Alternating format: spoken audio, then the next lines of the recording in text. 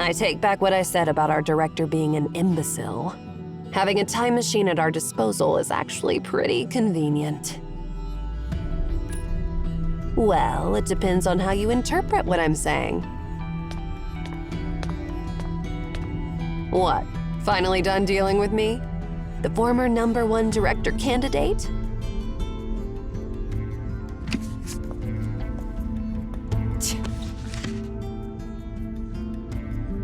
The Collected Letters of Obed Royal Family. Volume 3, Darius, the King of All Kings, written by a historian from the Obed court. The second half is blank. Looks like this volume is incomplete. It appears that we have indeed arrived in the era of Darius, around 500 years before the 5th Emperor's reign.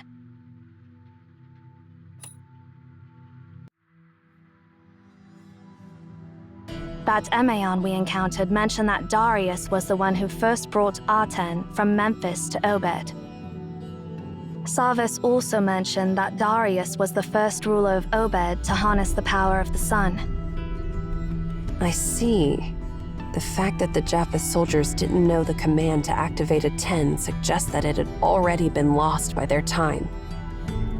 Compared to the era of Japheth, the era of Darius was closer to the era of Aten, which means Darius is more likely to know the command to activate Aten. Besides, there's something else that concerns me. The giant we just encountered. Actually, we might have encountered it once before. Back in our time, when you entered the Tower of Babel and activated the dormant beacon, we came across something very similar, Sia.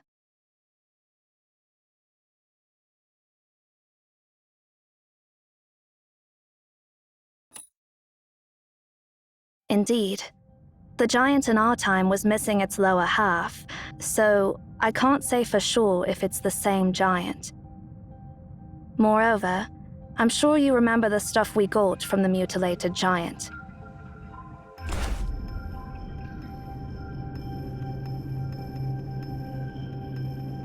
According to Master Ninsar, it belonged to Darius.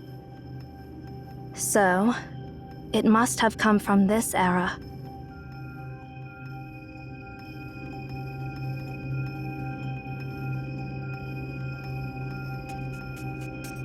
Sorry for interrupting your discussion, but that was the first time I saw that huge guy.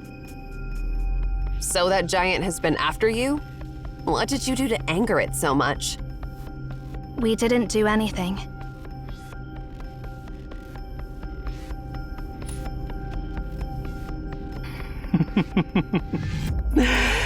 Dear Emeon, I bear no ill intentions. Have you forgotten our agreement? We don't have enough information to understand the reason behind it yet. One moment he wanted to kill us, and the next moment he was happy to see us.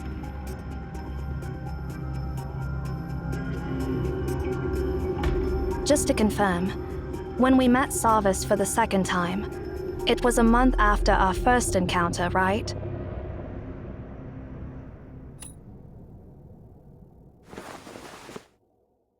Did you figure something out, or...?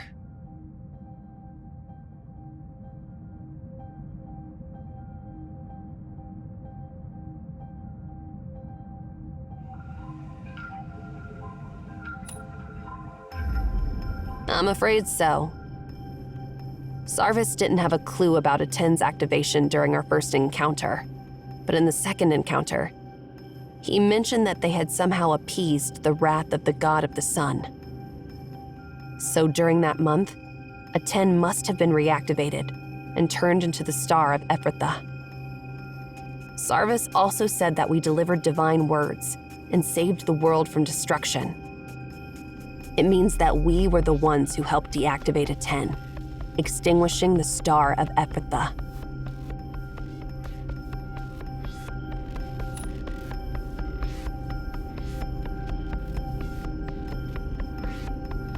Remember what Enki said? Be careful. The prophecy may actualize itself. actions taken to prevent tragedy can end up causing it. Now I understand that Sarvis wasn't exaggerating when he said we saved the entire world from destruction. After A10 was reactivated, its power must have kept increasing, just like when it destroyed a Kettaton. Imagine what would happen if a fusion reactor continues to increase its power output without being shut down. We obtained the command and delivered it to Sarvis. However, it wasn't us from the present. Rather, it was us from some point in the future. Because of our time travels, the prophecy actualized itself.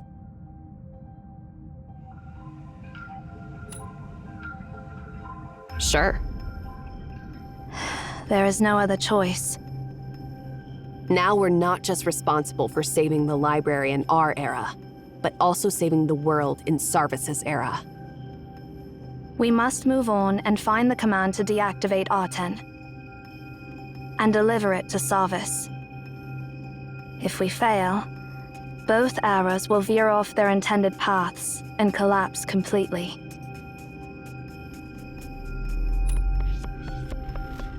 I'm not going to answer that.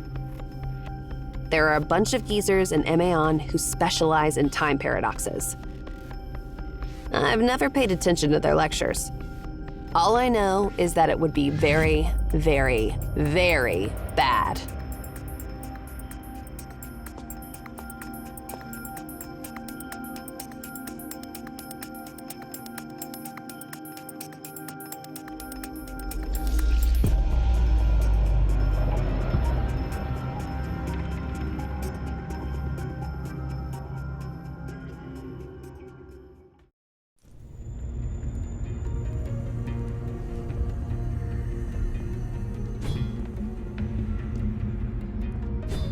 Your Majesty.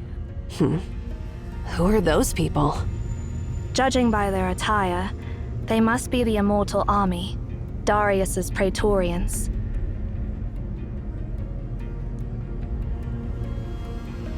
Of course I know that, but why are there so many Immortal Army soldiers wandering inside the library in this era?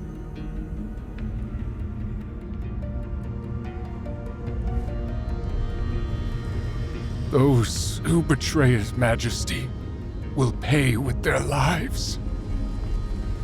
In the mighty name of Darius, the King of all kings. It's those pesky creatures again. Hey, use your time-stopping ability on them.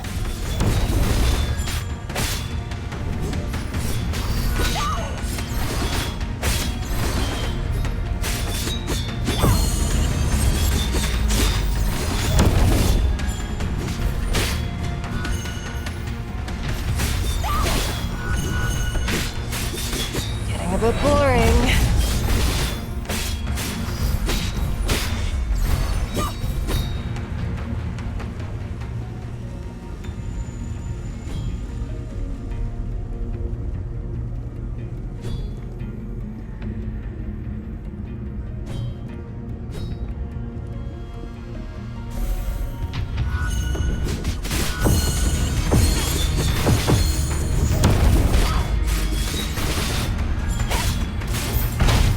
The height of folly. The height of folly.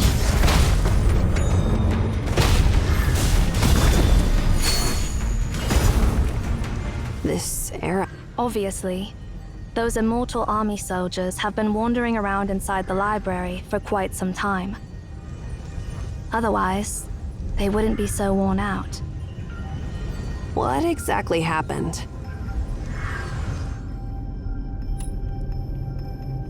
Emperor Darius was the ruler of the ancient Obed Empire 2,500 years before our time.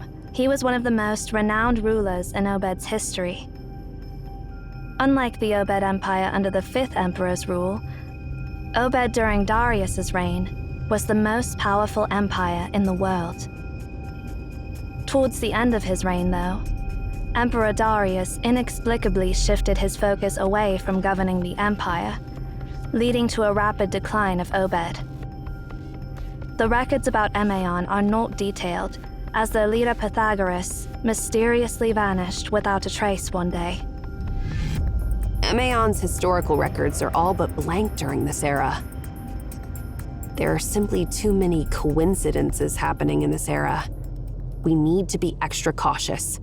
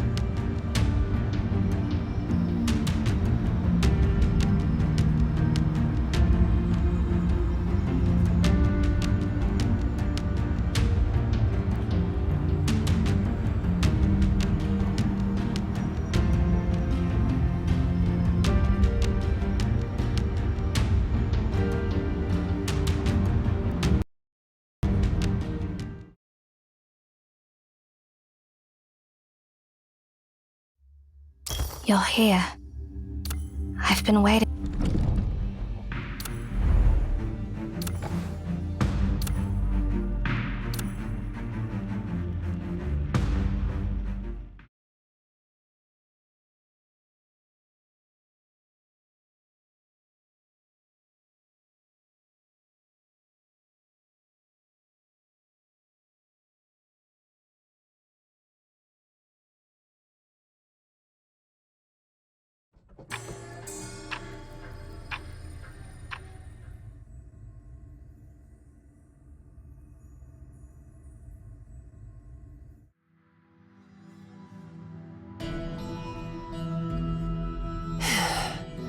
I take back what I said about our direct...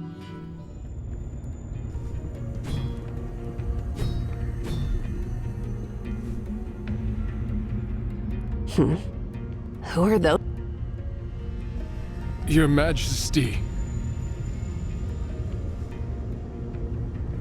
Those who betray His Majesty will pay with their lives.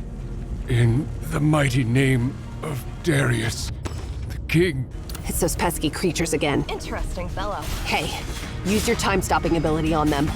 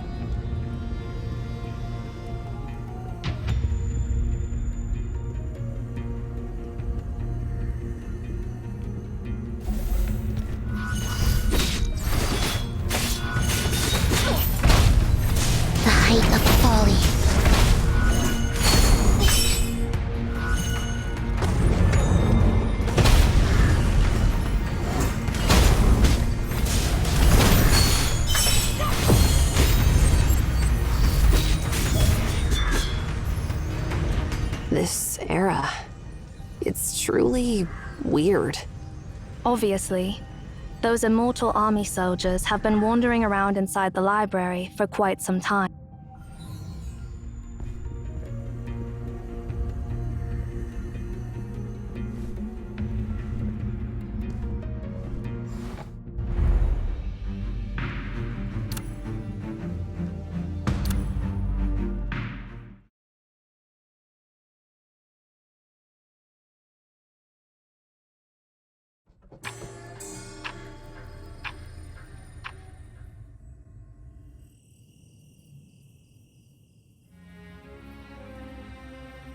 The stars. They appear so distant, yet shine so brightly. Your Majesty, Farhad requests an audience. It is you, my most courageous servant. How does the wine taste at the celebration?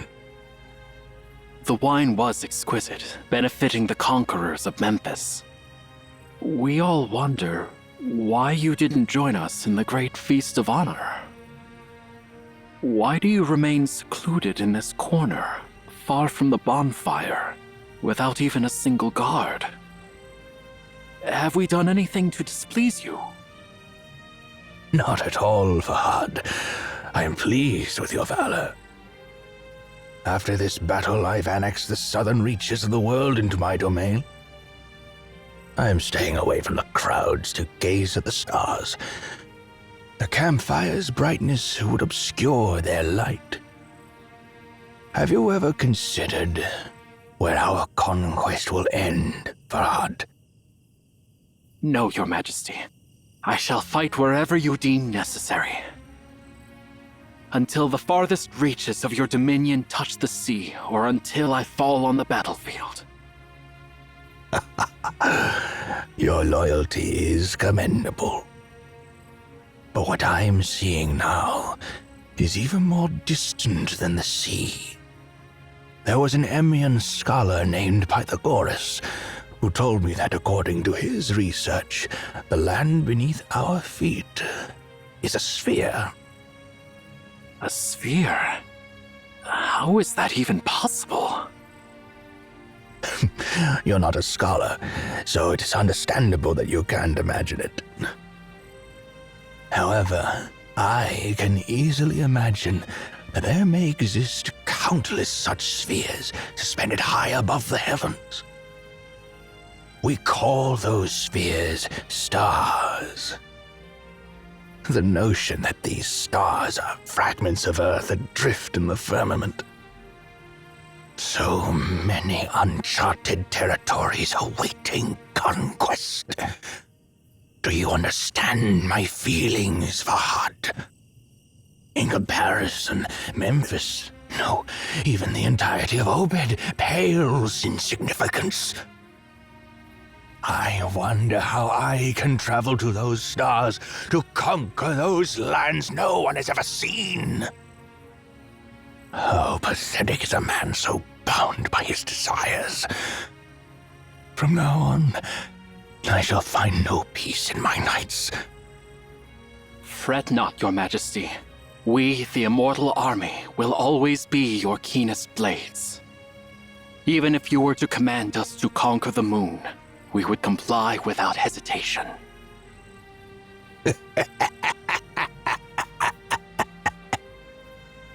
You truly are my favorite servant, Fahad. Arise, for I shall share my glory and dreams with you. One day we'll leave our footprints across the entire expanse of the sky.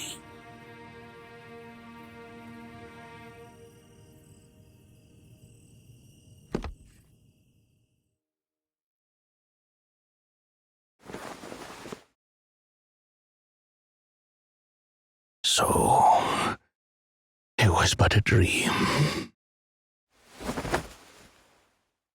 I'm feeling cold. Am I already so old that I'm plagued by such vivid dreams? I used to believe that only the inept dream, for they possess nothing in reality. Is the heavens telling me that I'm no different from those commoners? My time is running out.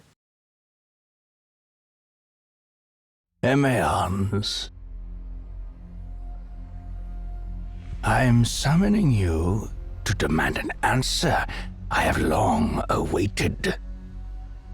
A decade has passed since my triumph in Memphis. I have given you so much time to unravel the mysteries of the God of the Sun. My subjects comply with my commands, never disturbing your research or prying into your tower. Only during the 6th and final month of each year do my emissaries visit you to ask about the progress of your research. You should know that it is a supreme honor, and that I have shown you extraordinary generosity, which no other Obed emperors have ever bestowed upon you. However, my messengers disappointed me every time, as your response of nothing has remained unchanged.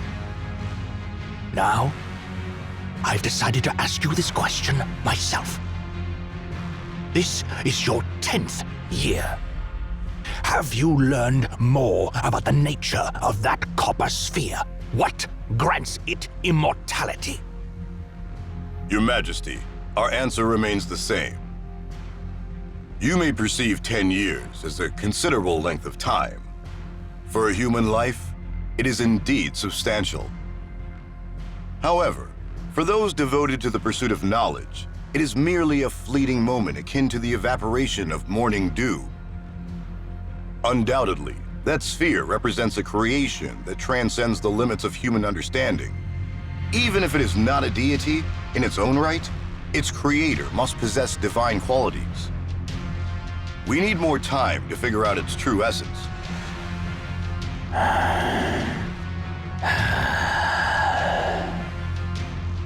Time. Time. What an extravagant request. I, too, would grant you more time if I were able.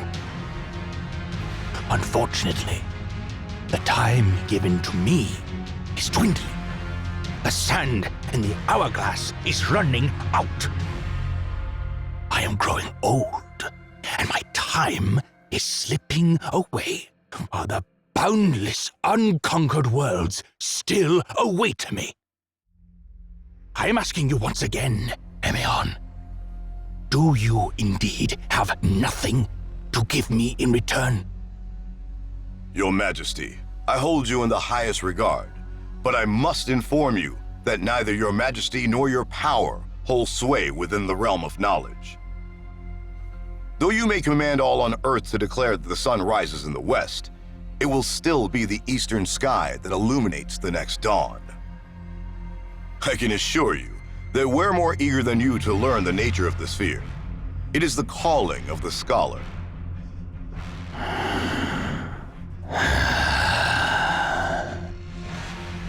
I see.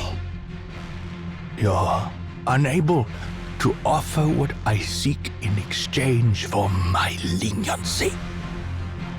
I extend my regrets to you, Emeon. Since the beginning of history, this will be the first time the Emperor of Obed resorts to violence against Emeon. If I had a choice, I wouldn't wish to make this decision.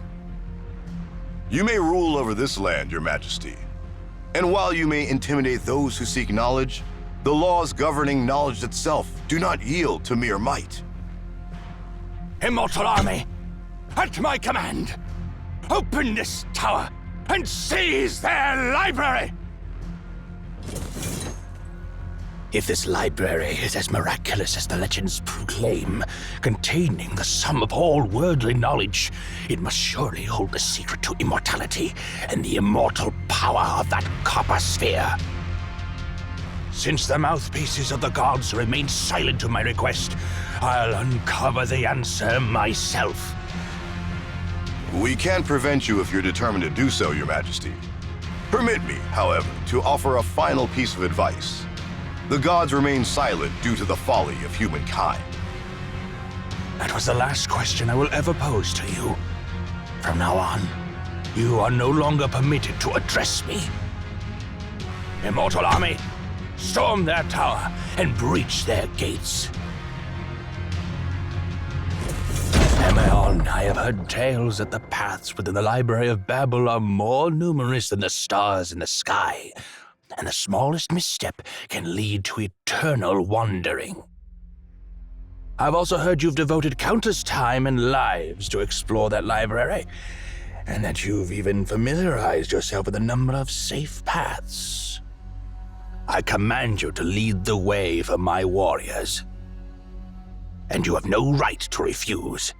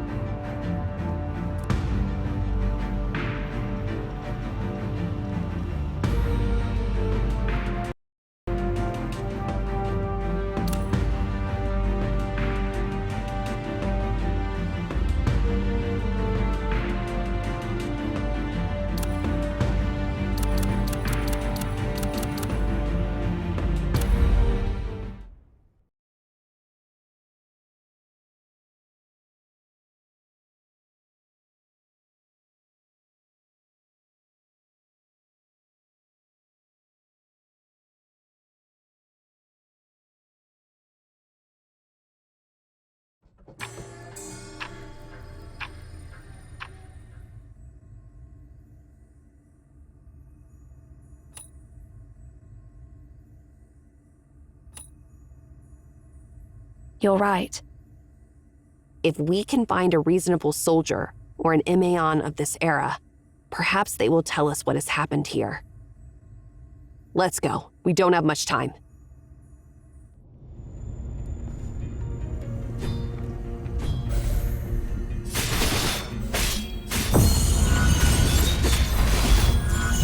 Interesting fellow.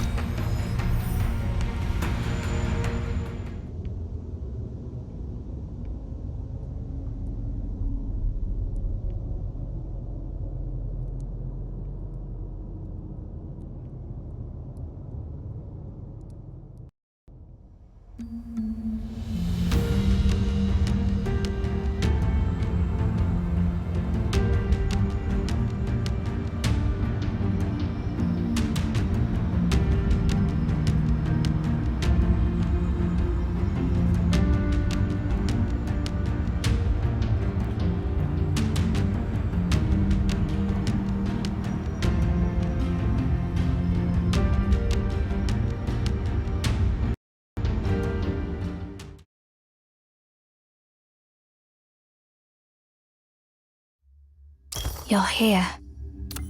I've been waiting for you for so long.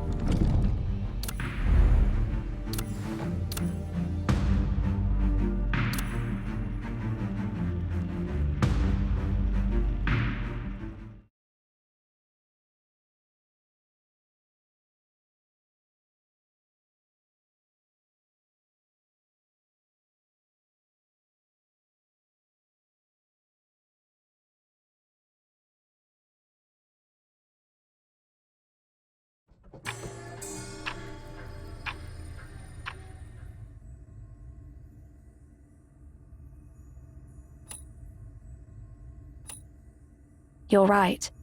If we can find a reasonable soldier, let's go.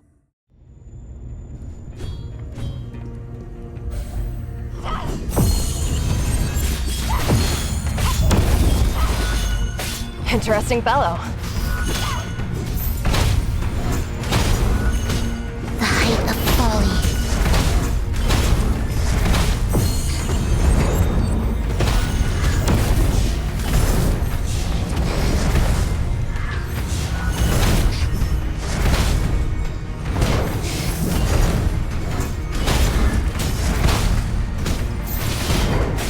Interesting fellow.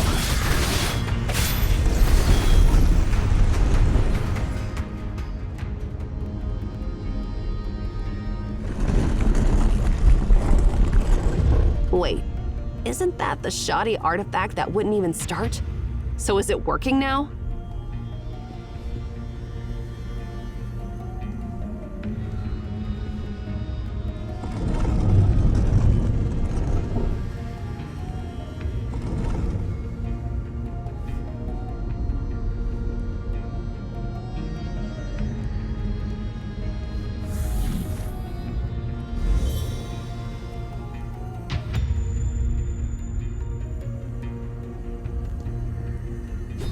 The main path is blocked.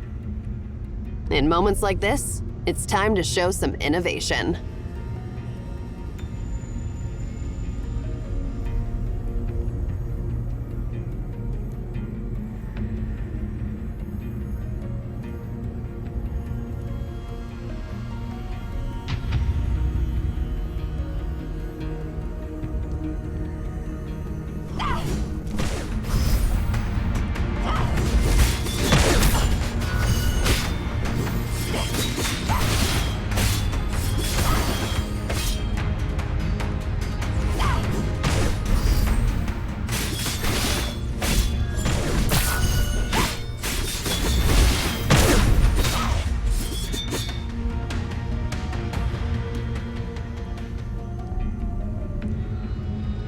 There are still people over there. I don't expect to find any living people we can reason with, but let's go check it out anyway.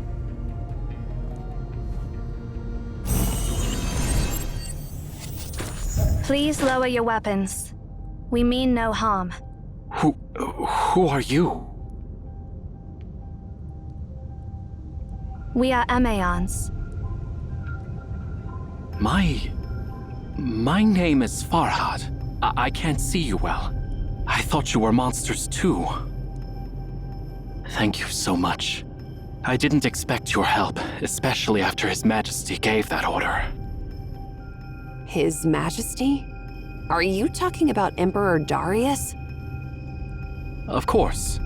Were you not there when His Majesty gave the order? His Majesty ordered the Immortal Army to take over the Tower of Babel and the Library of Babel.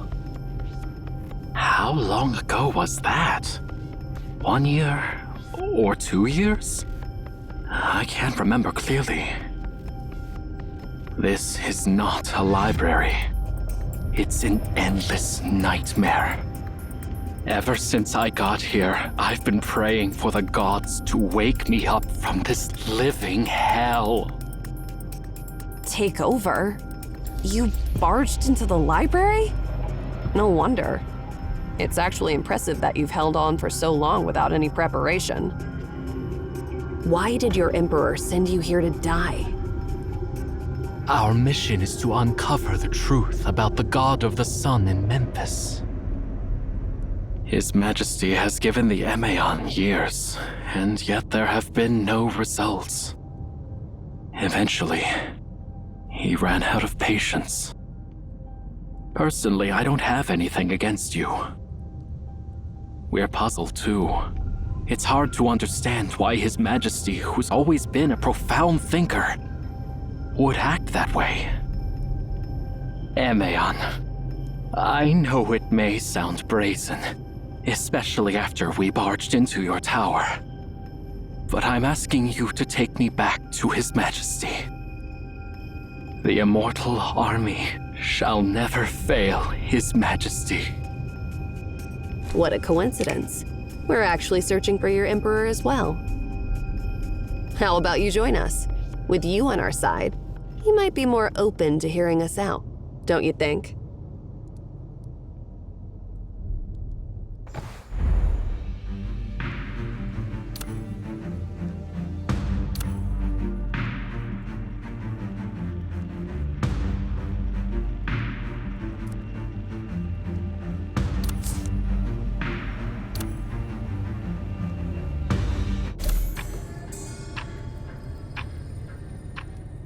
So, what does your Emperor want to uncover about the God of the Sun? Even though the Emperor's brilliance can rival the sun itself, he can't accept that all things eventually come to an end. Rumor has it that the god of the Sun of Memphis is immortal. Therefore, His Majesty wishes to unravel the secret to immortality, hoping to find methods that will grant him immortality. In this vast library, there must be a scroll or something that holds the key to harnessing the power of the God of the Sun. His Majesty's goal is to conquer distant stars, and we, the immortal army, must find that divine scroll.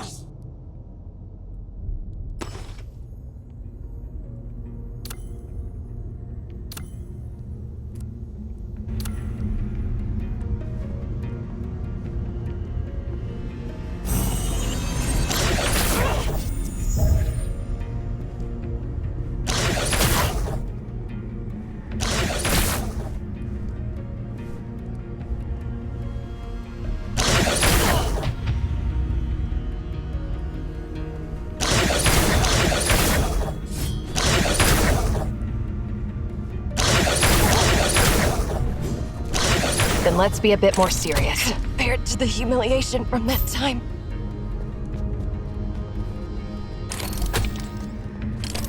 Mer, protect everyone.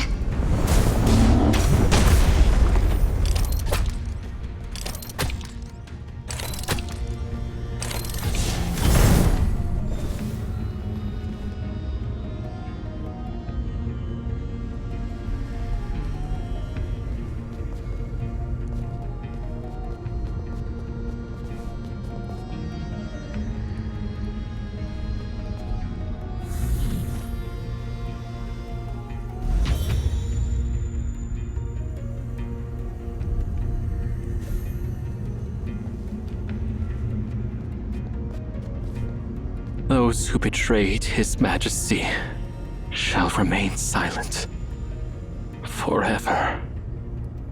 Hey, are you all right? No. His mental state has irreversibly deteriorated.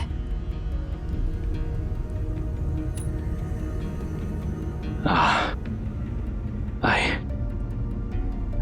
apologize, esteemed Emaeons. I wasn't myself. Sit down and take a break. You don't have to put up a strong front here, because there's no Emperor who requires your worship. I appreciate your kindness, but I don't deserve forgiveness. I made a solemn vow to His Majesty that I would never stop my journey until his realm reached the ends of the world. Yet here I am, empty-handed, a disgrace to His Majesty's glory. I feel ashamed to admit that I've known for a while that my time would come soon. But His Majesty once said he would share his dreams and glory with us. I want to return to His Majesty's throne before drawing my last breath. Please, don't let my journey end here.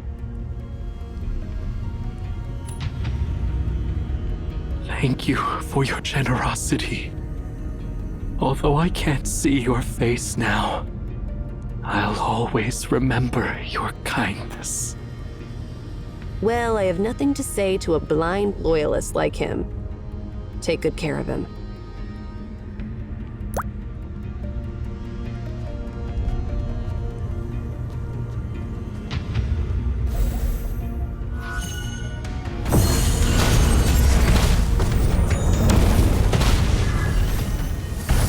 This place feels familiar. The device in the center should be able to take us down below. The correct switch is hidden under the tome that glorifies His Majesty.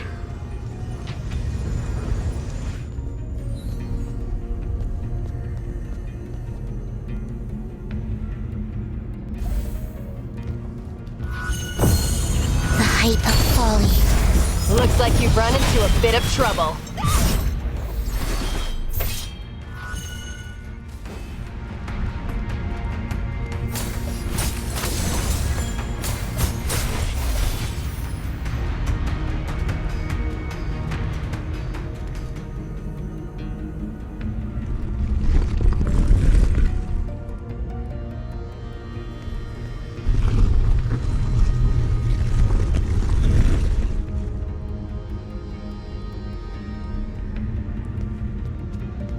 Gods, if you actually exist, why did you stay silent when His Majesty asked his questions?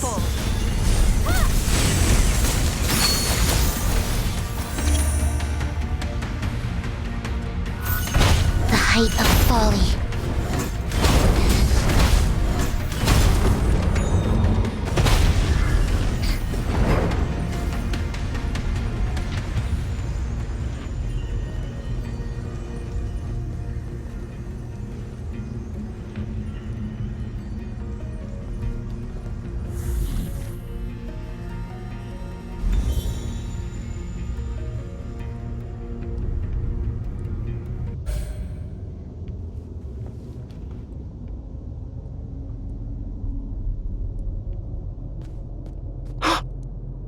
That shape. It's His Majesty's throne. Thank you for bringing me here. His Majesty is just ahead.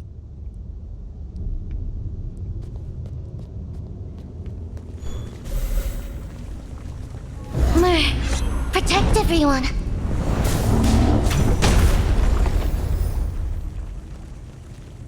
That's Farhad, a member of the scout squad. Maybe he's found something. Hurry! Bring him before His Majesty. Folly.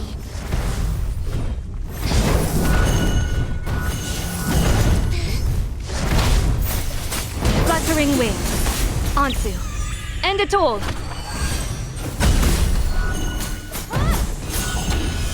Complete insight.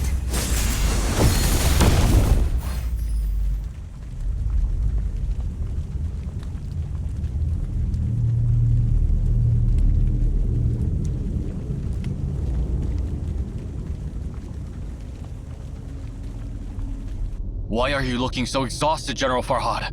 What happened to you? What did you do to him? Behave yourselves. If it weren't for these Emeons, I would have died long ago on the nameless land. I'll inform His Majesty of your achievements, Emeon. Soon, you'll see that Farhad always keeps his promises. And His Majesty is a generous and benevolent ruler. Let us assist you. Stand back. No need. I've witnessed the distant and boundless lands with His Majesty when you were just babies.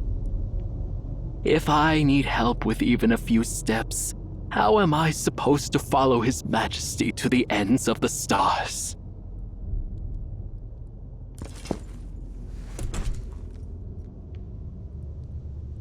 What is happening? Why can't I move on?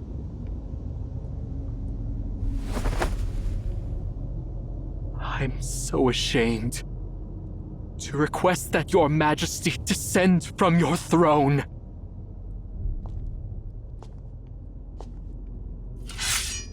Your Majesty, please!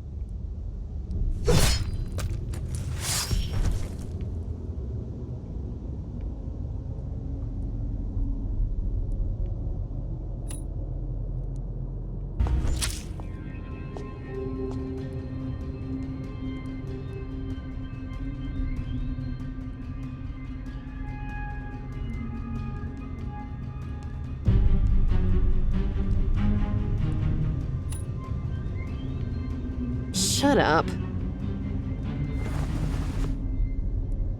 You're in no position to tell me how to punish my soldiers, outsider. Those who have failed me are no different from deserters, and this is what happens to deserters.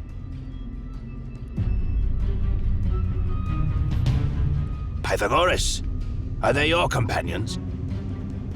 No, Your Majesty. Although their clothes resemble mine, I've never seen them before. We are not Emaons from this world. We come from the future, 2,500 years from now. A funny joke. Unfortunately, it comes at an inopportune moment. Those who dare to mock me must be punished. Please, wait, Your Majesty! The wonders of the Library of Babel surpass the wildest imagination of mortals. Here, it is possible to encounter someone from a past or future era. For the sake of your lives, strangers, if you too are Emians like me, show your proof.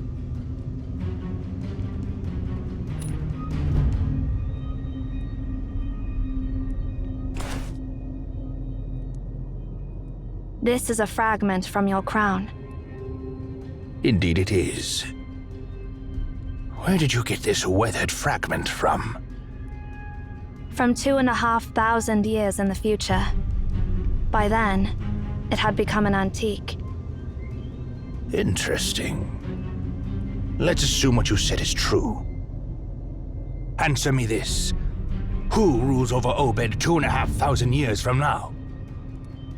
I can't answer your question because Obed has no need for a ruler that far in the future.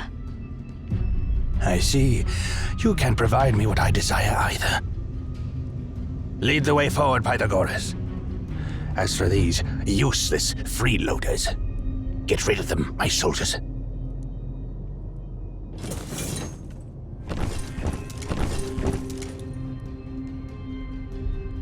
Ari.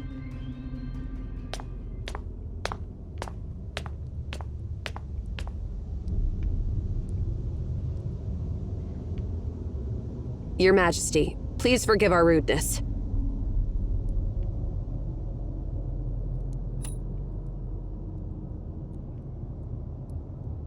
You know your manners, but your courtesy comes too late. It's true that Obed won't need a ruler in the future. Because by that time, Obed will be insignificant compared to your vast empire. We don't need anyone specifically to rule over it. The fragment you just saw is a gift you gave us yourself. You mean you've seen me 2,500 years later? Do I still rule over my vast empire? Yeah, of course. How did I survive until then in the future? Tell me, now! Gladly, but we want something in return. Even those who call themselves the mouthpieces of the gods are nothing more than mere mortals after all. Your wish is granted. All the wealth in my treasury and all the provinces in my domain are yours for the taking. We don't want wealth or fiefdoms. We just want to know what you know about the God of the Sun. How interesting. That's the very same question I've been asking you, Emaons, for years. But why is an Emaon from the future asking me this question instead? You seek the secrets of the God of the Sun because you're eager to know the secret to immortality, right? We discovered its mysteries once. However, over the long years since then, many details of our research have been lost. That's why we're coming back from the future, to get the missing pieces. You've been to Delphi during your expedition, and I believe you've heard the stories about Oedipus that go around there. In the loop made by time, the result and the cause will become one. You'll need to tell us everything you know about the God of the Sun, so that we'll be able to get you the full answer. That's the only way we can help you survive the next 2,500 years. In the distant future, you gifted us the token so that we could return here to figure out the truth about immortality.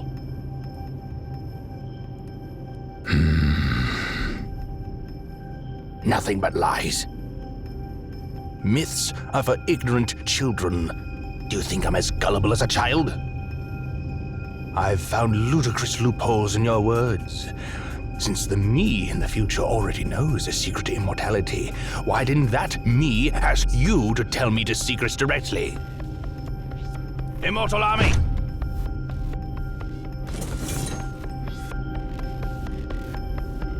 Those who deceive me will pay with their lives.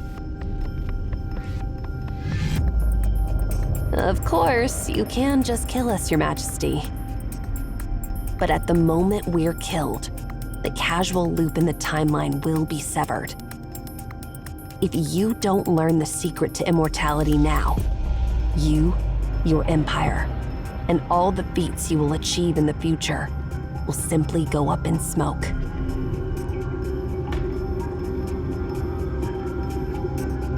Are you threatening me, Emaon? No. As a scholar, I'm simply telling you what might happen because of your actions. Whether to trust us or kill us on the spot, the choice is up to you. I'm sure you already have an answer in your mind. Well, indeed. A nasty tone unique to Emaon. Lay down your weapons.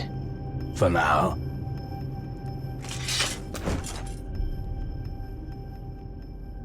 Listen well.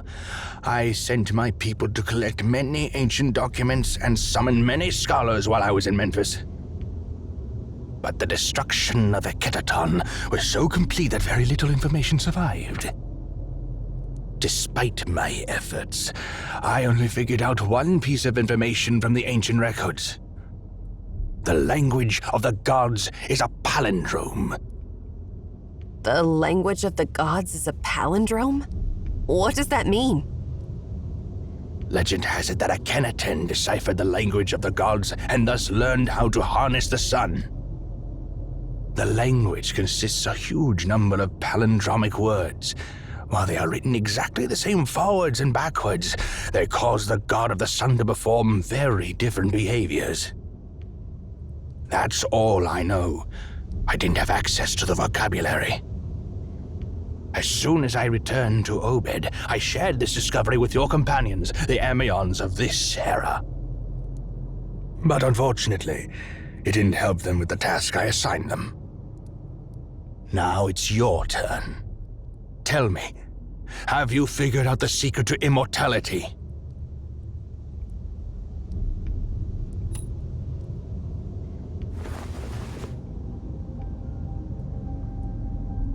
Are. Huh? What are you talking about? The secret to immortality? It does not exist! What are you waiting for, Director? We've got the information. Now it's time to make a run for it. How dare you?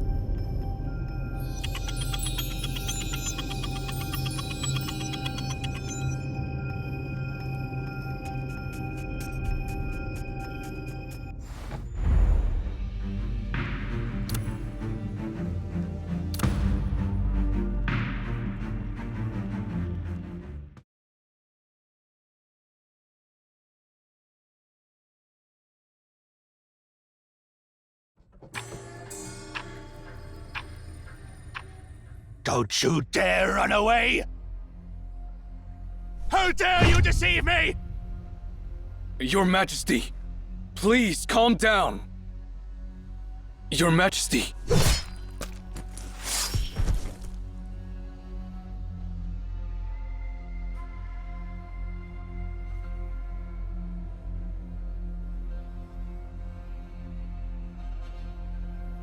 I am Darius!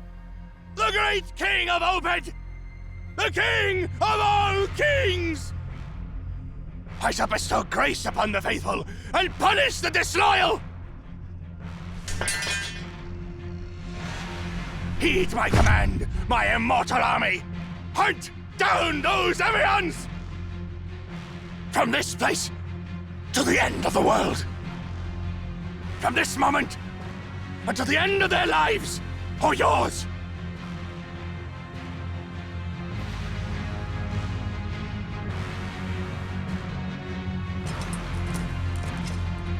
We have ventured to... If we continue, we may not be able to return. The paths ahead. Not even the Emians have explored them. Emions. Always those babbling Emions. Why would I, the king of all kings, need someone else to pioneer my new territories? Wherever I go, it is my domain. And whatever I say, my words shall shine like the sun. From this day on, cease all support of those Emions. We don't need those false mouthpieces of the gods. But, Your Majesty, what about Pythagoras?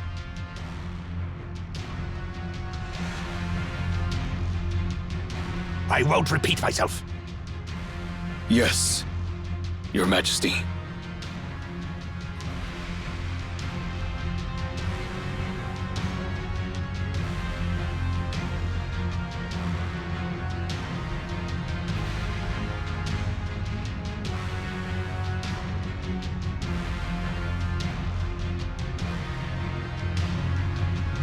You are... Wait! Please, spare us! I beg you!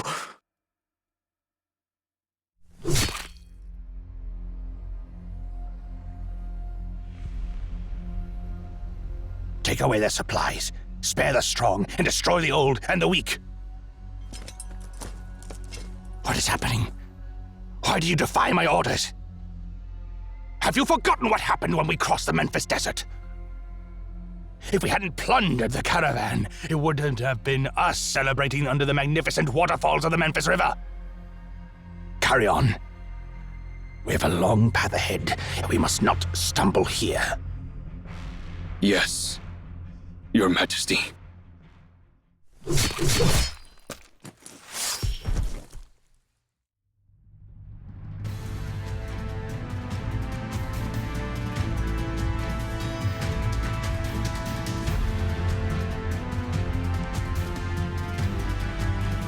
Let's station ourselves here today. Looks like we're running low on food. Soldiers, kill my horse. What's the meaning of this? Why the hesitation? Have you forgotten what happened when we attacked Delphi the first time? And that time I slaughtered my horse so that we could cross frigid Mount Medicus? This is no different.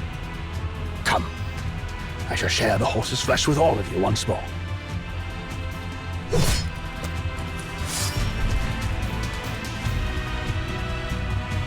My warriors. My warriors?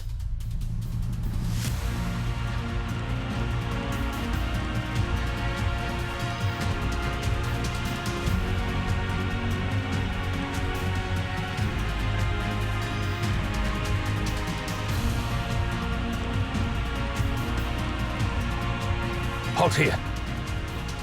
We need a break once in a while. I grant you a brief reprieve. These books on the shelves are unlike any I've seen before.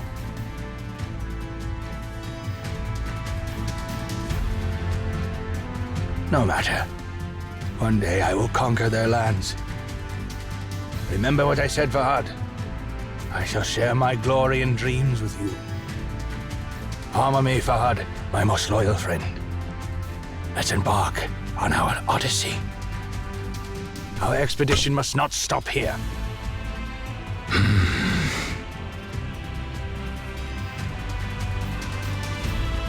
Fahad, if you choose not to accompany me on this quest, it's all right. I permit you to turn back and return home.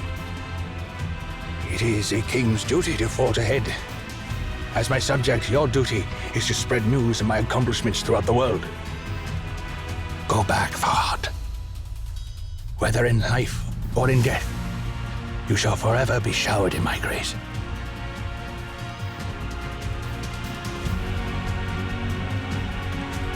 Fahad.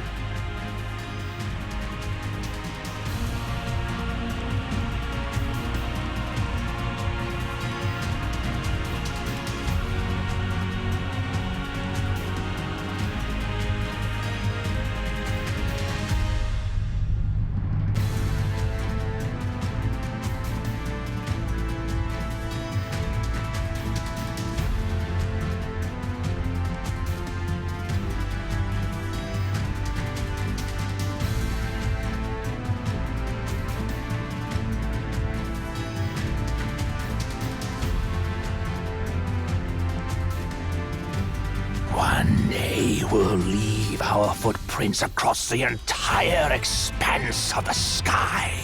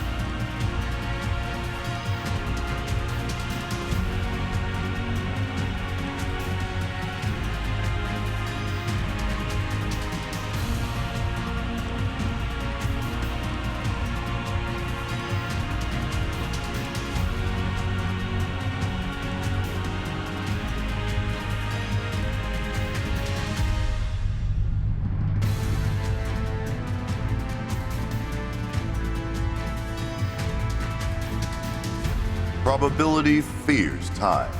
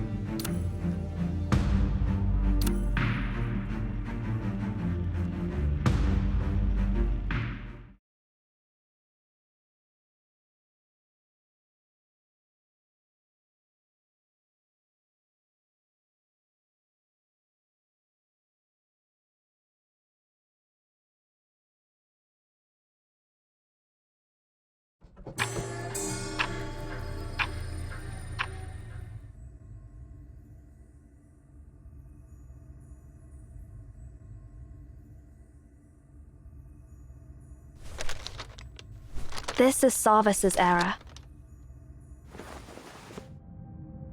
Something seems to be on your mind. That "I've really got something to say" look on your face is pretty rare. I think I've figured out why we've been entangled with Darius. Now I'm certain that the giant we encountered when we first entered the library and the one we saw during our second meeting with Sarvis are one and the same, Sia. It is Darius.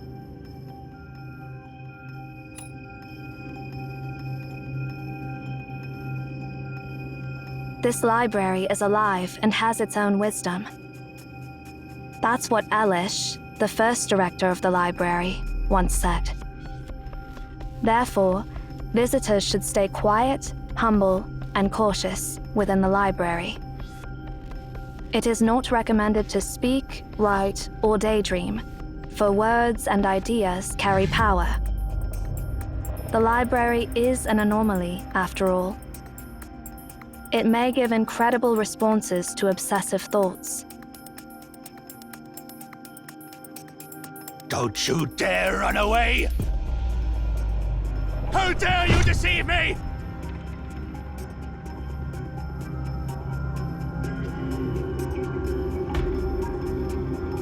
We deceived a man of extraordinary strength, of willpower.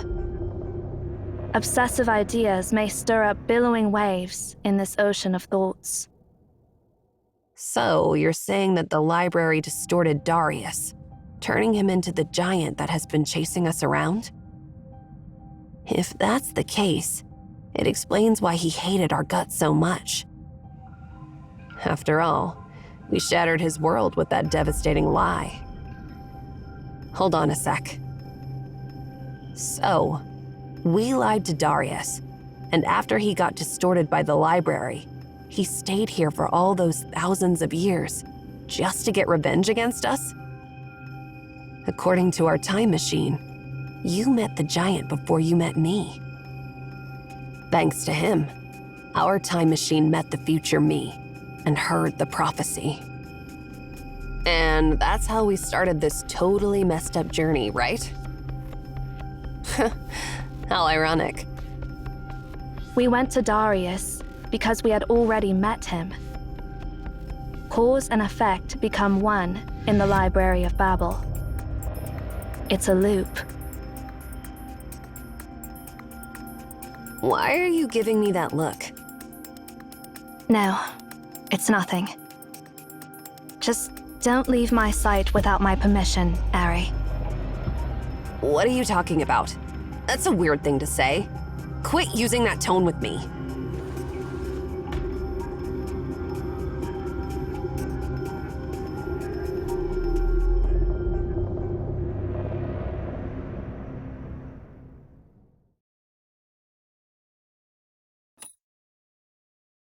Shut up. Hey, what's with that look on your face? Stop it. It's making me sick. I'm not going to follow this so-called prophecy. But with the current situation, we have to continue this loop. Remember, the fate of two eras rests on our shoulders. Next, if our time machine gets things right, we should be at a point between our two encounters with Sarvis. We must inform him about the divine words at this point. Since someone in this era activated a 10, the divine words must exist in this era. If he can find the person who activated a 10, he'll naturally get the command to stop it. If everything goes smoothly, we'll put a stop to a 10. No, the Star of Ephrathah, before it burns everything in this era to ashes.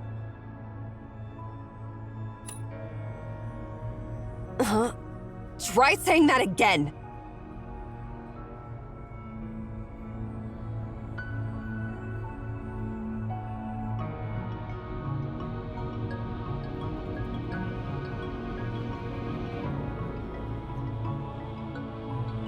Someone's coming.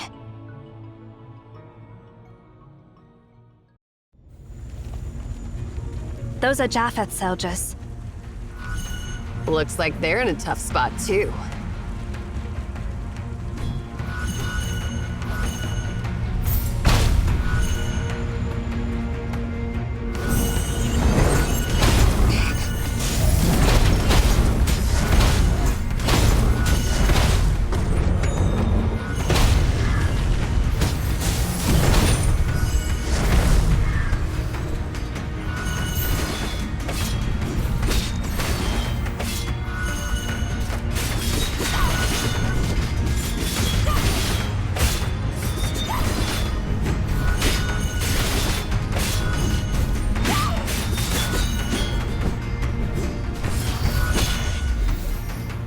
I never expected someone to come to my rescue. Thank you so much. Wait, you're the Emians who escaped from Lord Sarvis before? So what if we are? Are you planning to capture us and hand us over to your general?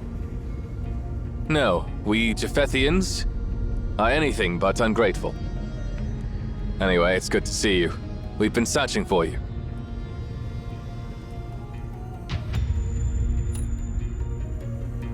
That's not the case, Emian. Lord Sarvis has encountered an extraordinary problem, and he says only Emians can solve it. As I thought. Then what are we waiting for? Lead the way. I'm sorry, but when we entered this infinite library again, we got separated from our general. I have no clue where he could be now. The path ahead takes us back to where we came from. Let's head in that direction. Aren't you coming with us? As you can see, my squad has been decimated. With all the dangers lurking here, we shouldn't burden you with protecting us. Please, hurry to the General as soon as possible. Let's go.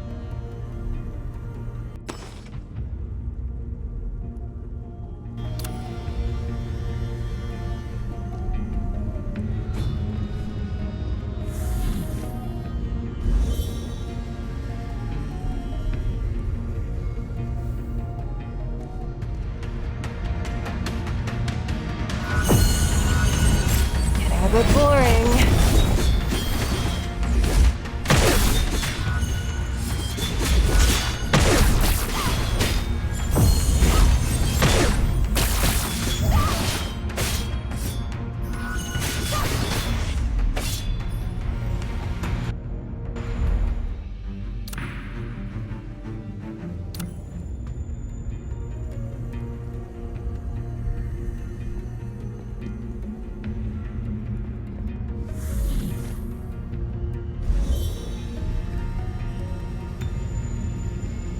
We're entering the unknown sector. Finding someone in the unknown sector. This is simply a living nightmare. Let's hope that General didn't go too deep.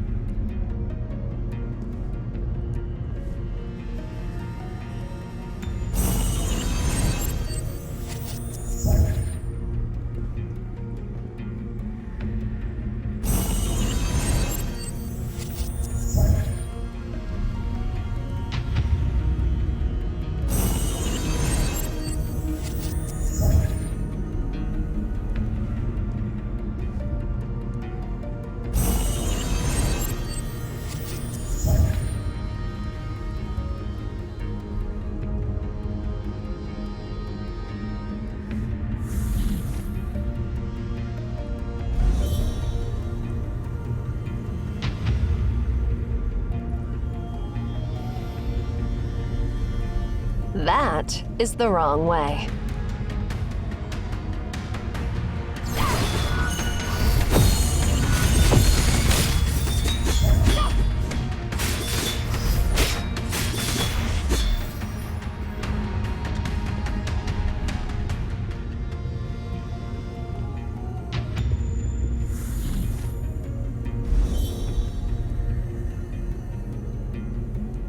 The unknown sector has changed, so the rules we know might not apply anymore.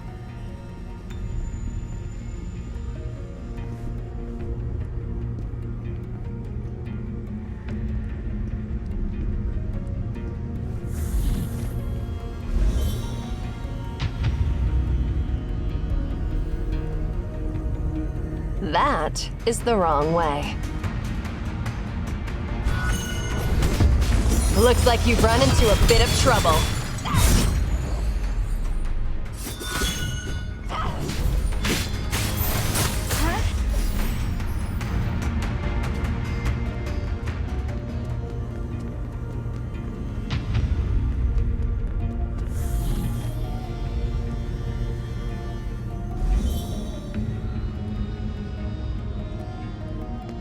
This hellhole is truly unpredictable. We need to figure out new rules before finding a way out.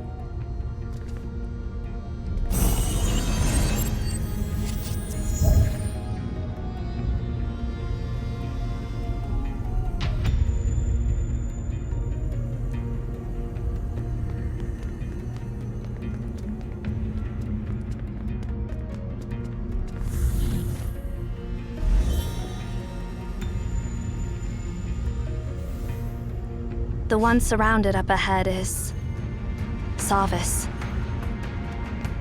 Let's wait until he's worn out, and then we'll have the Protect everyone. perfect chance to strike. Hey, why are you giving me that look? All right, fine. We'll rescue him. Oh, it's you. Anzu. End it all! Thank you for your help, Emeans. I apologize for my rudeness earlier, and I would like to do my best to clear up the misunderstanding I caused. But I'm afraid we don't have time for that now. Allow me to get straight to the point. Do you happen to know how to deactivate the God of the Sun?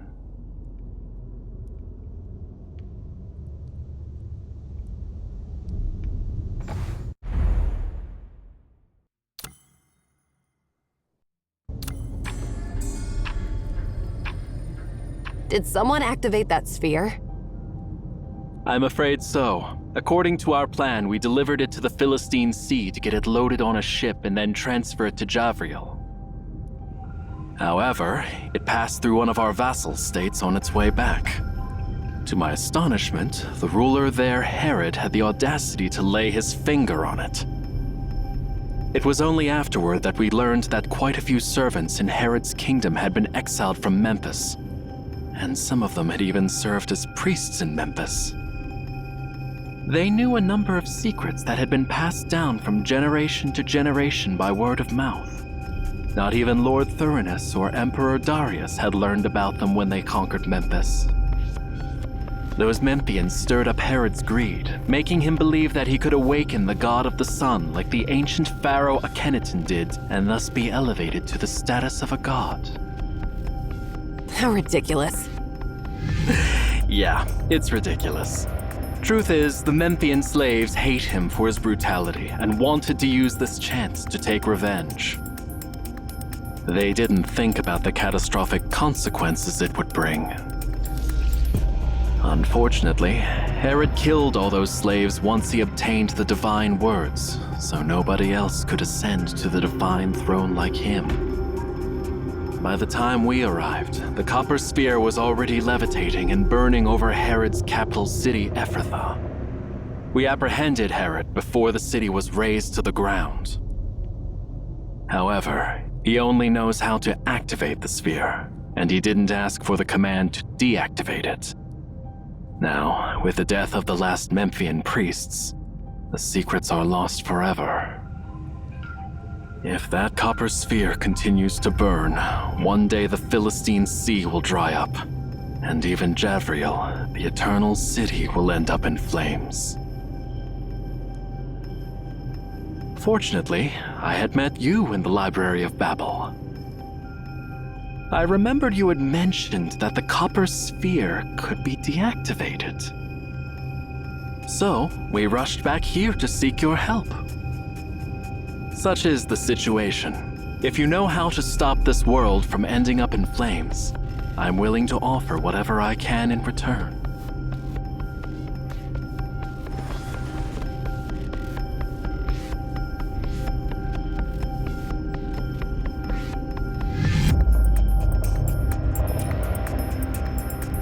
Hey, hold on!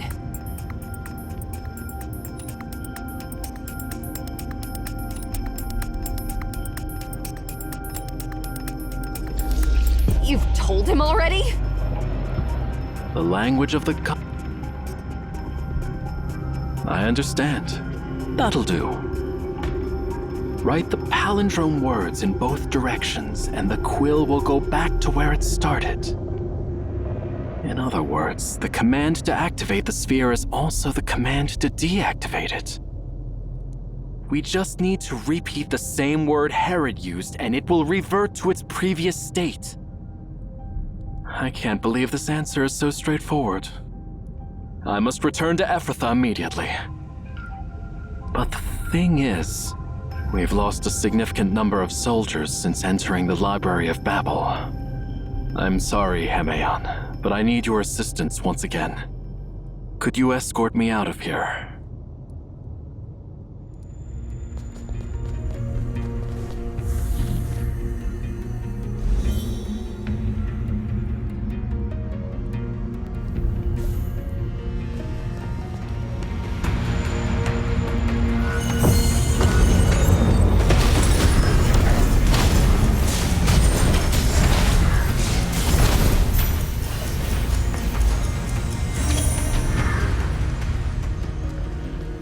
Our strength isn't enough to break through this gate.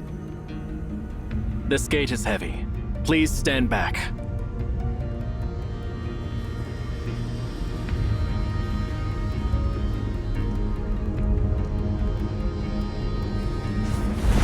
Thank goodness we didn't fight him earlier. Sorry, I couldn't hear you because of the noise. What did you say? Oh, it's nothing. Protect everyone.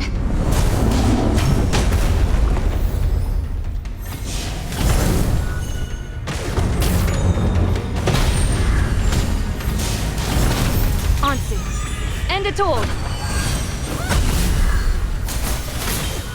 I think I've been here before. The path on the right leads back to where I came from.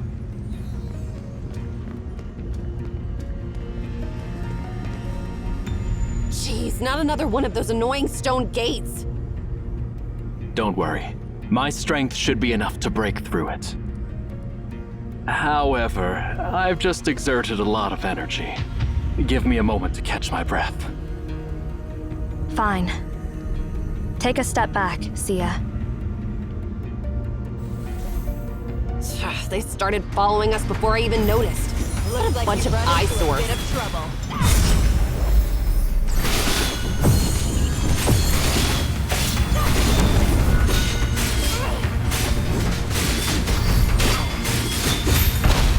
The height of folly. The height of folly. Fall. Ansu, end it all! The door's been breached. Let's follow him and not waste time dealing with those creatures. Fall.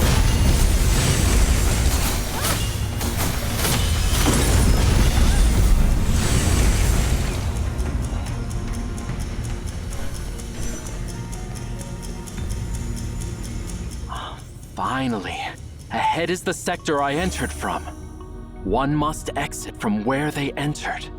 Such is the wise words from the Emaons who guided me here. Thank you for escorting me here. Hey, Mr. General. Although we didn't request payment, it's okay to ask for a favor, right? Of course. Just let me know whatever you want. Well, when you go back and see Herod again, please make a copy of the divine words he tells you and give it to us. Sure thing. That's a simple task. Once I resolve the troubles in Ephrathah, I'll come back and deliver the letter for you. Thank you for your generosity. I'll never forget it.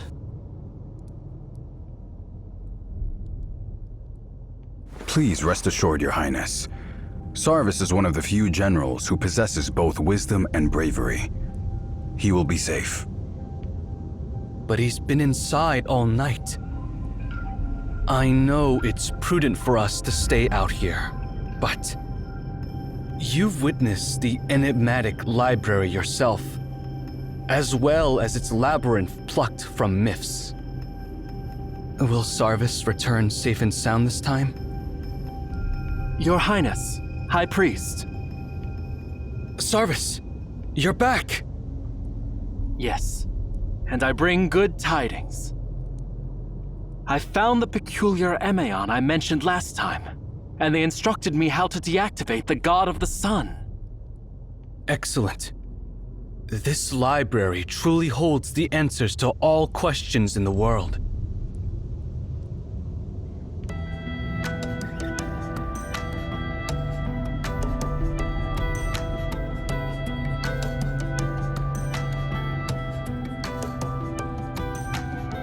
High Priest Marari, do you still have a copy of the treaty with the Arsacid Empire?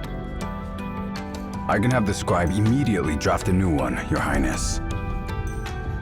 What do you mean, Your Highness? I will sign it. Tell our soldiers that we are no longer at war with Obed. Let's go back. Once we resolve the issue in Ephrathah, we will make our way back home. May I ask the reason behind your change of heart, Your Highness? Look at that burning star. If there's anything like divine revelation in the world, it probably looks like that. Wouldn't you agree? No. Japheth is not ready to confront such power. My father has been invincible throughout his life. He forged his great empire in his 30s. I heard that he was frustrated at the thought of spending the remainder of his days governing rather than conquering. However, I think governing is far more challenging than conquering. I'm always worried that if Japheth's armies keep crossing new frontiers, sooner or later, they'll meet an impenetrable presence. Father has never tasted defeat, and neither has Japheth. Father is aged, and Japheth has long grown accustomed to the countless triumphs he has achieved.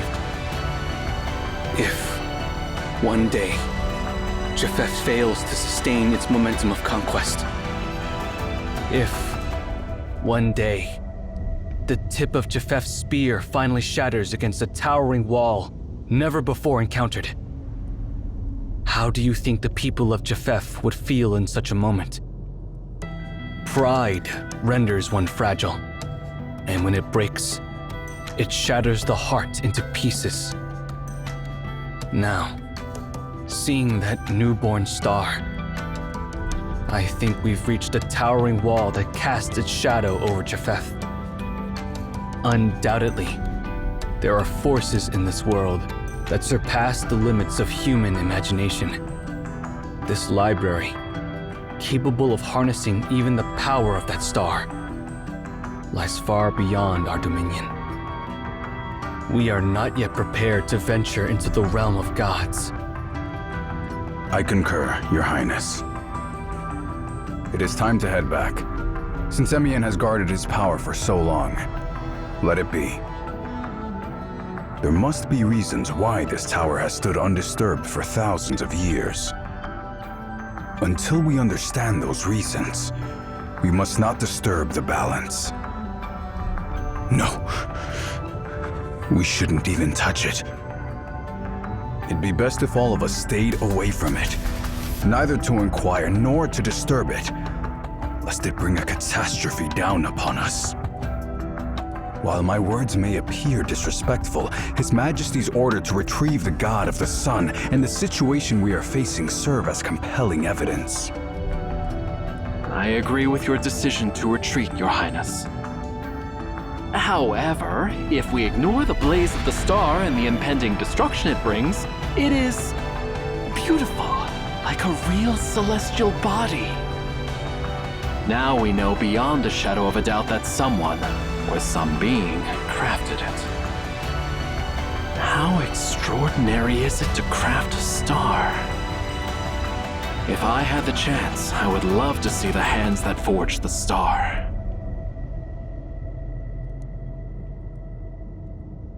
Even if I am unable to witness it, I hope that my descendants will be blessed with this fortune.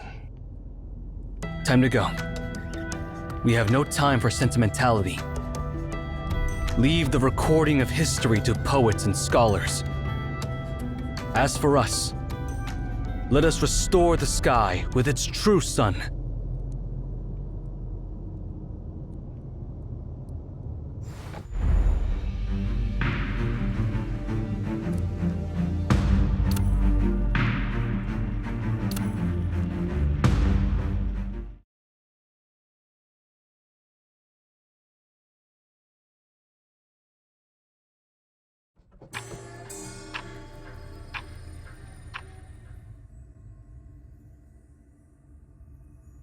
Now this farce can finally come to an end.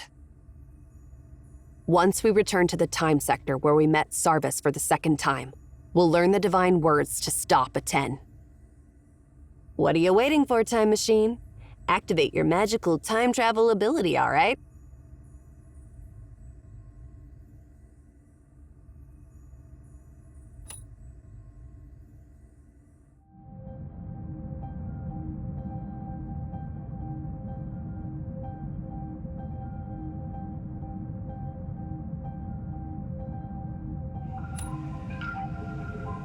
There's no point in thinking about that now.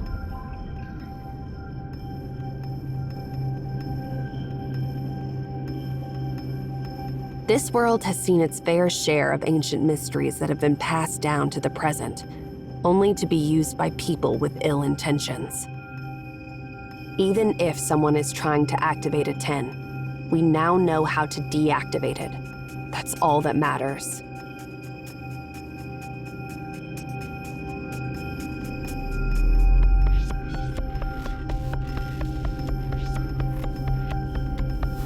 Besides us, the only ones who know the secrets of anomalies and might intend to use them are Nemesis.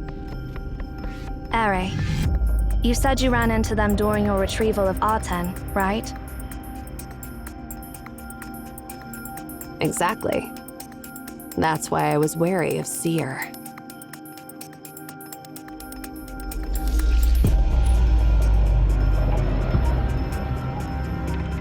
All deeds have consequences. All debts must be paid.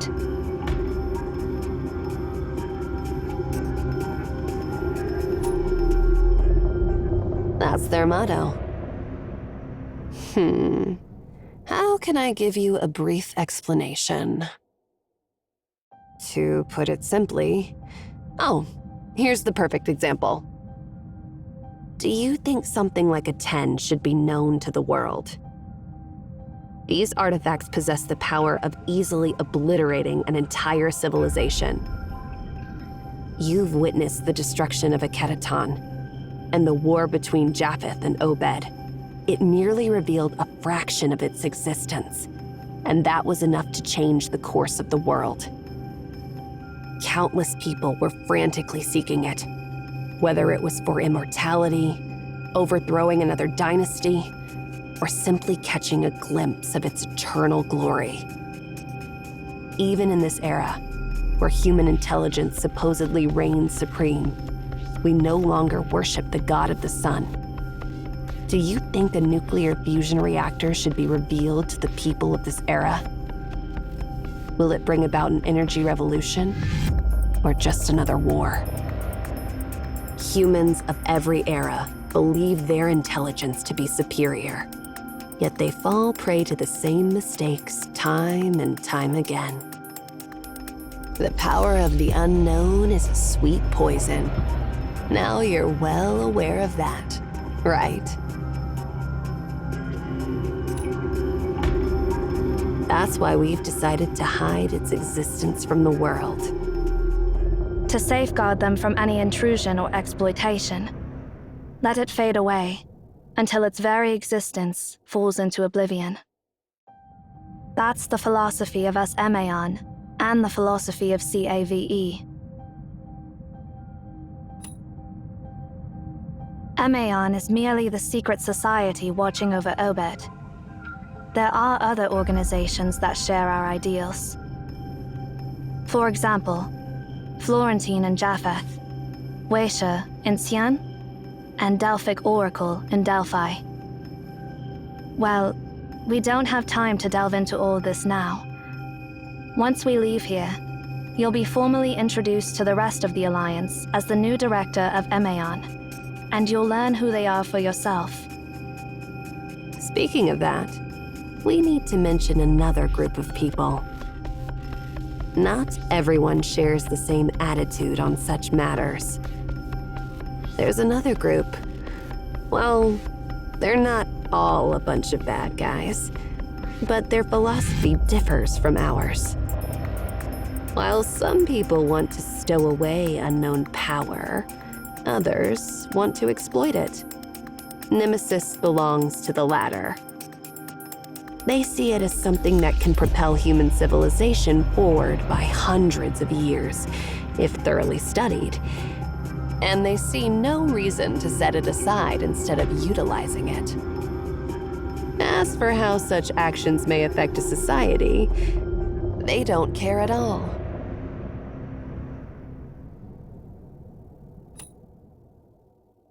Your summaries are on point. I'm impressed. But have you forgotten that you're part of our crew now? With the Library of Babel open, we Emaon have no means of stopping outsiders from invading the tower.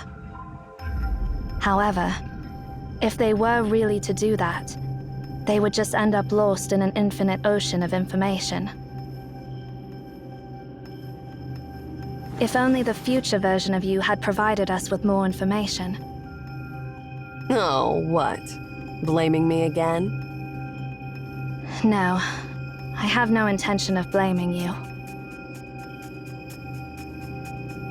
You're smarter and more cautious than anyone else. It wasn't your style to deliver such an ambiguous message. You're giving me too much credit. Indeed. The journey with you is full of surprises at every turn.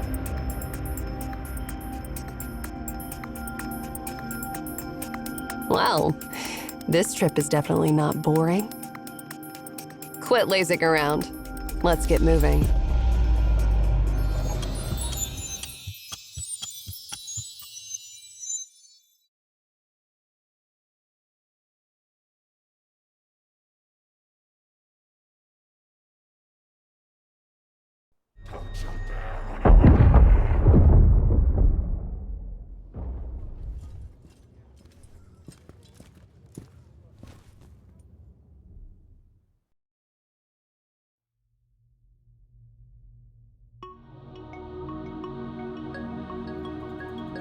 Don't you ever wonder how two groups of the same people can show up at the same time? I've witnessed too many miracles here, and I realize what's happening here is beyond my comprehension. Nonetheless, it's a pleasure to see you again. I'm certain you're the Emaons who once helped us.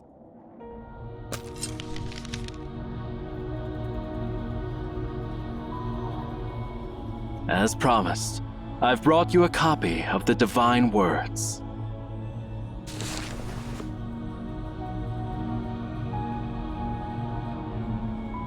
Please allow me to express my gratitude once again for your generosity back then.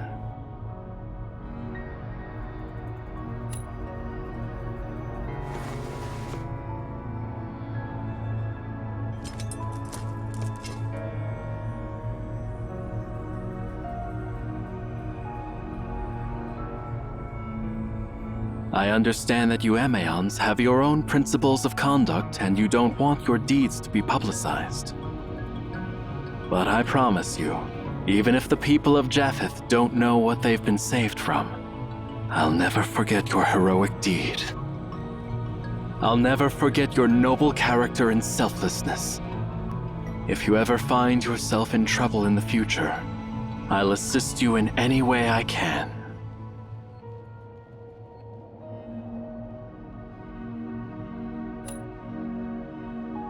I, Sarvis, swear by my domain, Bellafontaine, the City of Blossoms. I, my family, and my descendants, we will always remember this oath.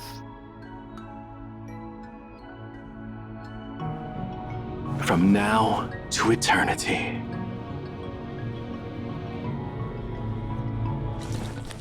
He's a pretty honorable man. Bellafontaine. Sarvis. So, he is the first leader of Florentine. Sarvis Florentine. I see. Our initial connection with Florentine was actually because of you.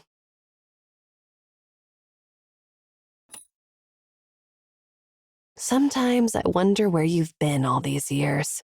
You don't even know about— Now's not the perfect time to explain everything about Florentine. Harry, show me the parchment that Sarvis just gave you. What's the rush? Worried about losing it? I've already written it down anyway.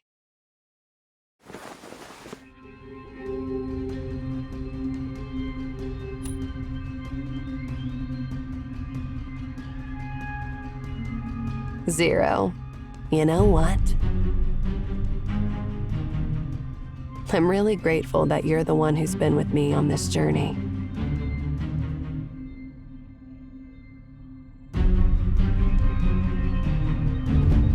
And you too, the candid seer, sometimes to the point of being foolish.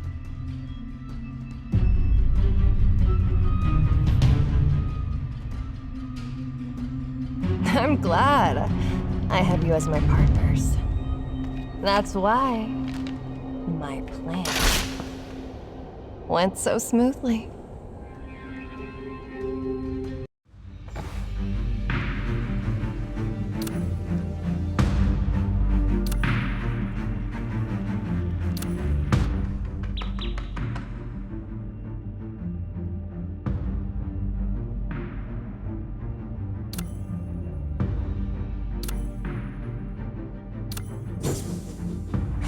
You are all such good kids.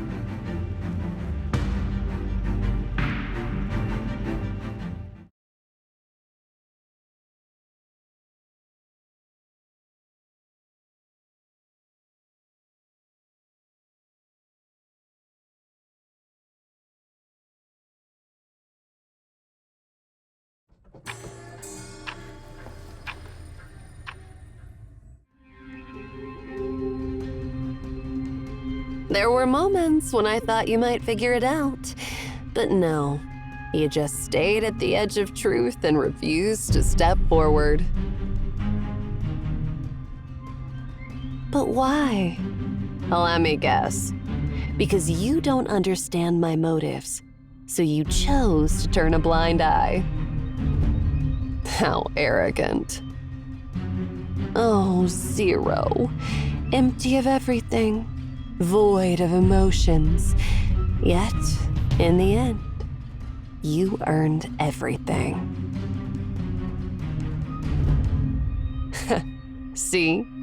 You really don't understand the feelings of an underdog like me, do you? I am his granddaughter. I am the rightful heir to the library. But that day, he brought you back. And then you took everything away from me. Are you done? Stop pretending to be a sad clown. That's not who you are. What do you really want?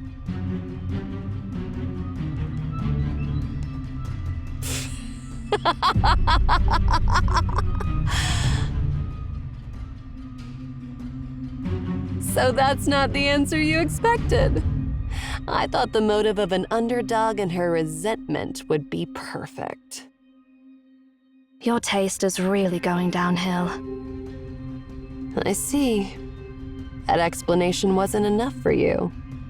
So, how about this?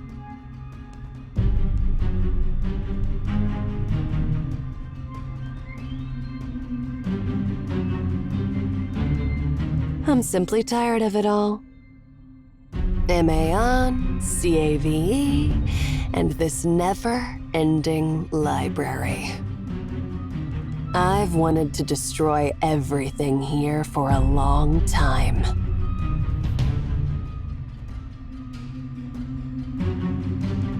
That's why I joined Nemesis. Yeah, you heard it right. I'm a spy for Nemesis.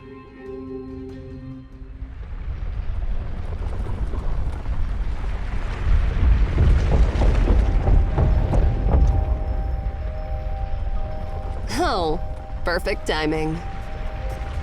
I'm sorry, but I'm not the type of arch-villain who dies from talking too much. But you two? You're the fools who actually sit there and listen to your enemy's meandering monologues.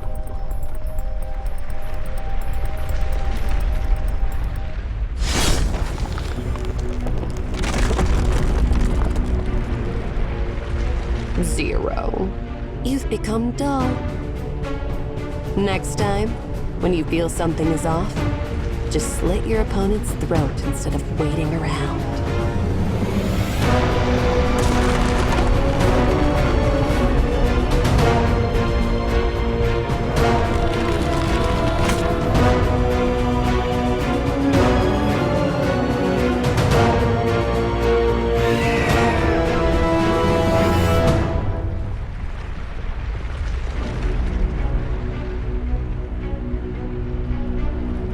Goodbye.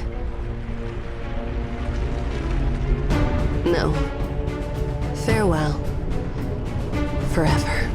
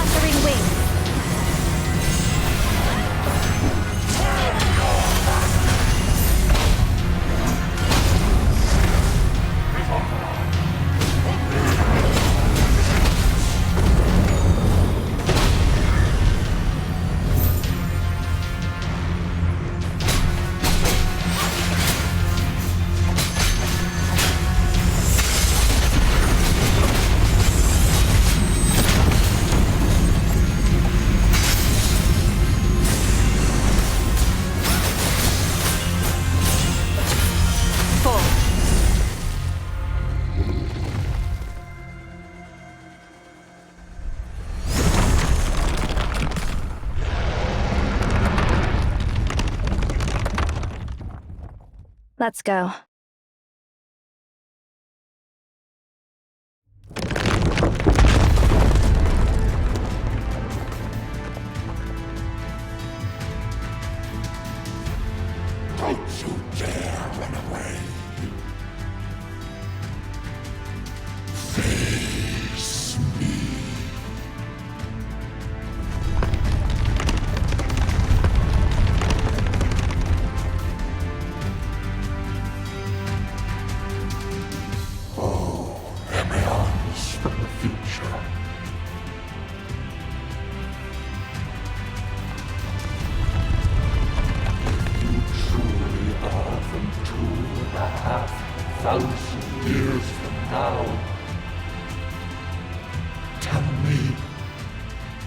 Tell me!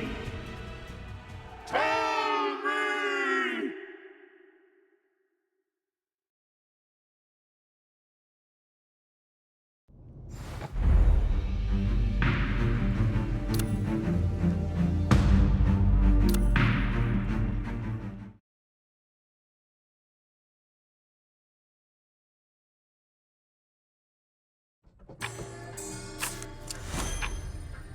Tell me, Emion, is everything you just said true?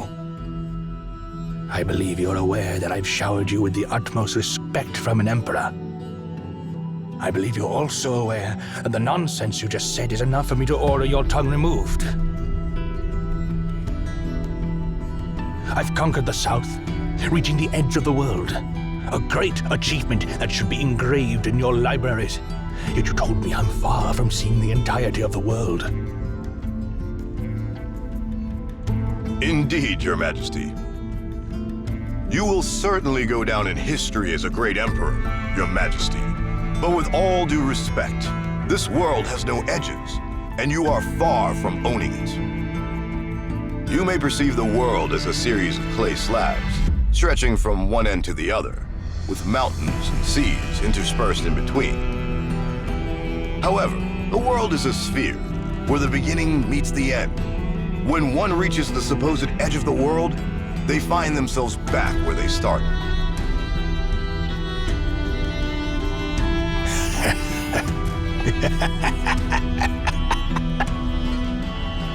What an absurd statement.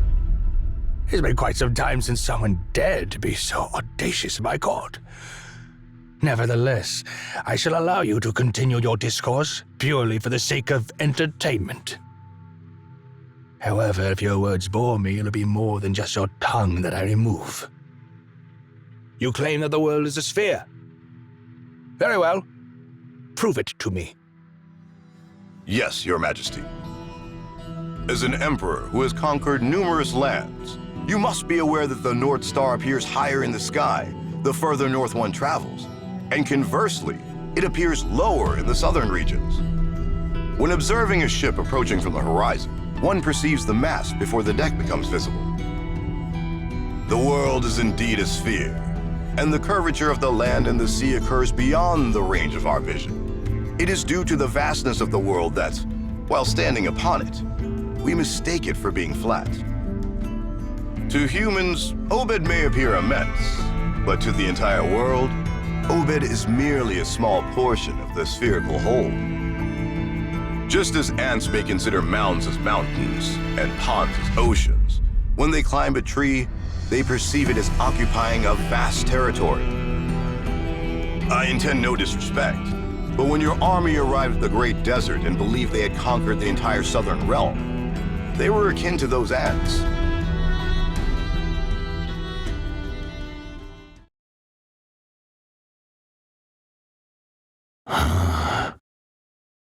Why a sphere? Because a sphere is the most perfect shape in existence. Natural forces strive to minimize the size of objects in all dimensions. A sphere possesses the smallest surface area for a given enclosed volume. It epitomizes perfection. I don't quite understand the ramblings of your crazy mind, but I can grasp that you consider the sphere to be the most favored shape. Indeed, Your Majesty. If your claims hold true, then regardless of how far I traverse, I shall never surpass its boundaries and merely return to my starting point. That is correct.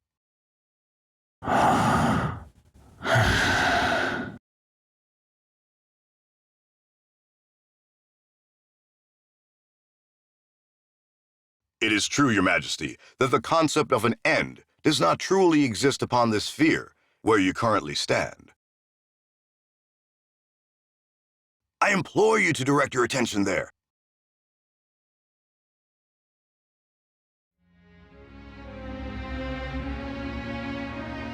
The sky.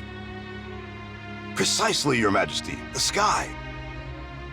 Just as the earth beneath our feet is a sphere, so too are the moon and the sun, spheres of varying sizes.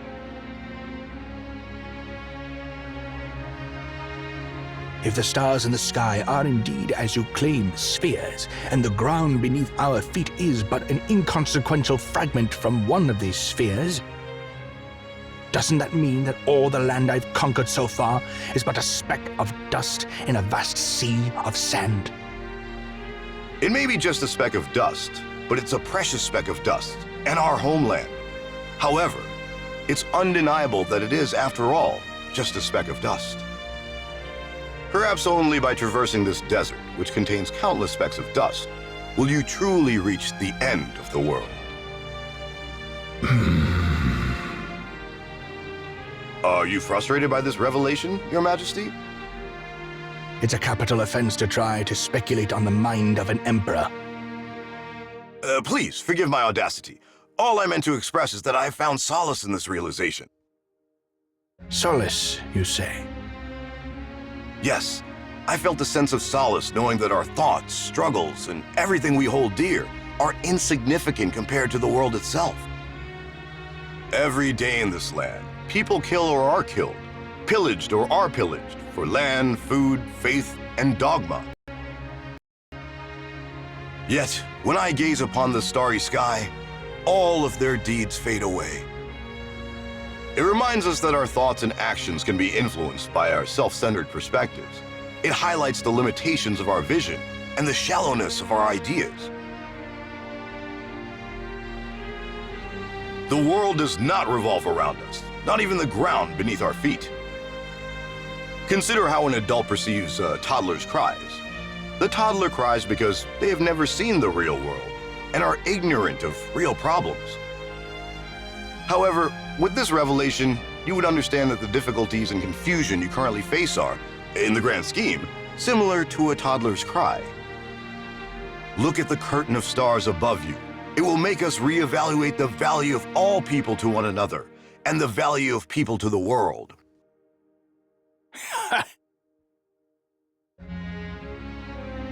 Well, that was quite a speech. You've asked if I'm frustrated, but it seems you're the one who is frustrated. Indeed, Your Majesty. No matter how much I stretch, I can't reach the stars with my hands. Come to think of it, it's a good reason you'd give. Such is your greatest insolence. You, a mere mortal, dare to speculate on the thoughts of the King of all kings. Do you think my silence was because of frustration? Ridiculous. How ridiculous. Do you understand what it means to tell the King of all kings that there are countless other worlds like ours?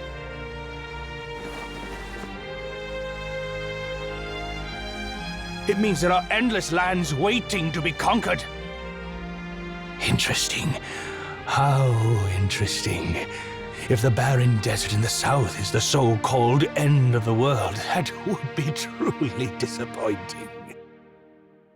This world is so subtle and so vast, but as a scholar, all you do is revere it.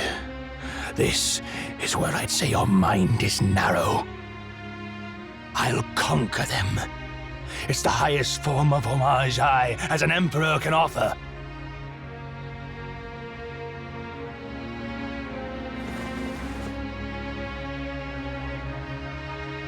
I am delighted that you are the ruler of this land, Your Majesty. Emeon, I will be the one to conquer the distant stars.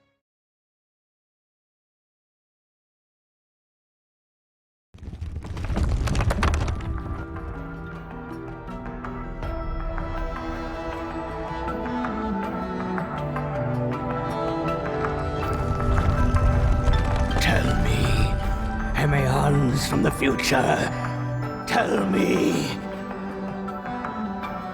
Did I conquer the distant stars?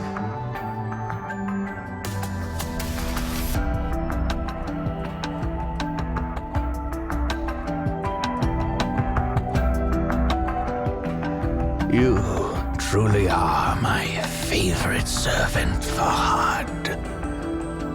Arise, for I shall share my glory and dreams with you. One day we'll leave our footprints across the entire expanse of the sky.